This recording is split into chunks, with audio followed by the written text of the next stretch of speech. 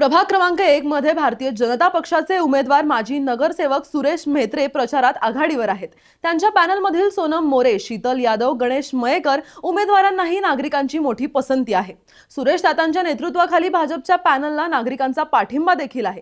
सुरेश तात्या हे प्रभागातील जुने जाणते नेतृत्व असल्याने त्यांच्याप्रती नागरिकांमध्ये मोठा विश्वास देखील पाहायला मिळतोय। तात्यांच्या मार्गदर्शनाने पॅनलमधील उमेदवारांनी प्रभागात कार्य करावे अशी नागरिकांची अपेक्षा आहे। दर दिवशी ज्येष्ठ नागरिक, महिला, युवक आणि व्यापारी वर्ग मोठ्या संख्येने स्वतःहून प्रचारासाठी आवर्जून बाहेर पडतायत।